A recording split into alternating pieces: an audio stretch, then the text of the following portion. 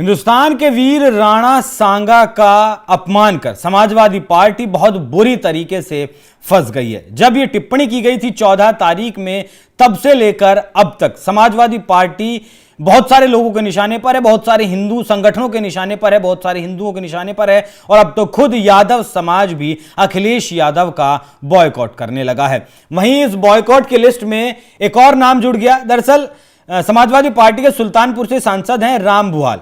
ये एक गांव में पहुंचे थे, गोरखपुर के गांव में पहुंचे थे जहां एक डबल मर्डर हुआ।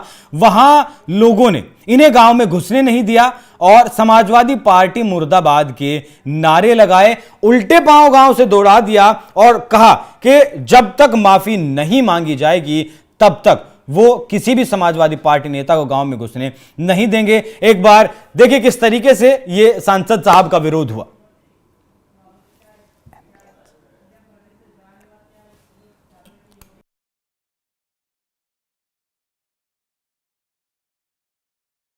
मुर्दाबाद मुर्दाबाद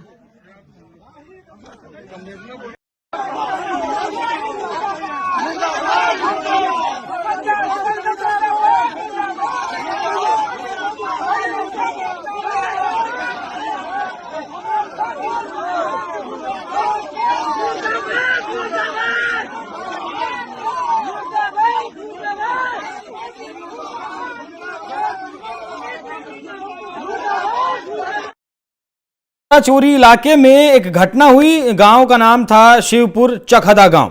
यहां दो लोगों की हत्या हो गई थी जिसमें राम बुआल सिंह पहुंचे थे और लेकिन ग्रामीणों ने उन्हें वापस भेज दिया। लोगों का कहना है कि ये सांसद अब पहले यहां कभी नहीं आए और अब सिर्फ राजनीति करने आए हैं।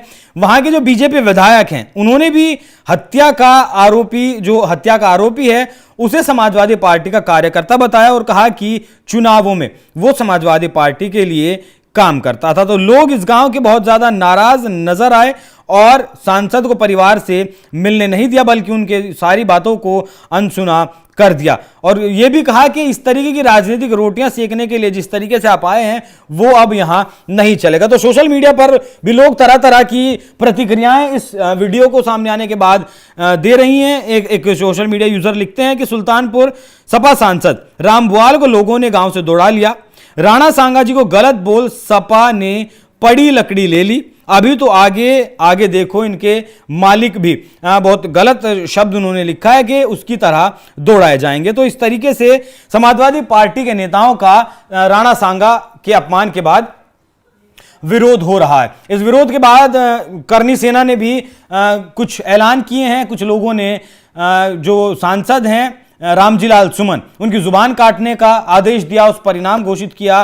कुछ लोगों ने मारने का भी आदेश दिया और कुछ हिंदू संगठन रामजीलाल सुमन के घर पर भी पहुंचे थे। उन्होंने वहां जाकर तोड़फोड़ भी की और वहां पुलिस प्रशासन ने भी उन्हें फिर दौड़ाया। हालांकि रामजीलाल सुमन ने इस पूरे विवाद के बाद कहा कि वो इस पूरे विवाद पर माफी नहीं मांगेंगे, चाहे कुछ भी हो जाए। इस बात को वो एक बार कहलवा लें या 100 बार कहलवा लें, वो माफी नहीं मांगेंगे। तो समाजवादी पार्टी के विधायक रामजीलाल सुमन ने गद्दार बताया था राणा सांगा को और कहा था कि बाबर को हिंदुस्तान में लाने वाले राणा सांगा ही थे।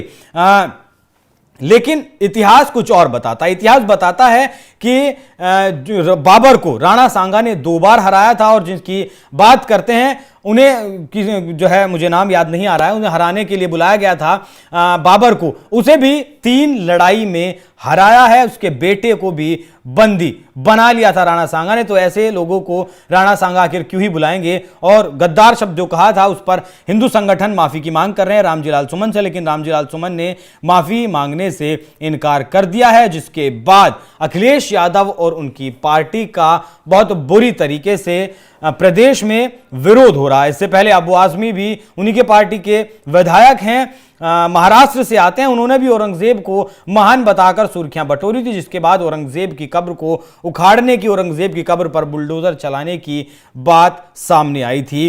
राणा सांगा ने अपने पूरे जीवन काल में 100 लड़ाइयां लड़ी हैं, सारी ज्यादातर मुगलों के खिलाफ लड़ी हैं और लगभग 67 लड़ाइयां उन्होंने बड़ी लड़ाई लड़ी हैं, जिसमें से वो 99 लड़ाइयां जीते थे।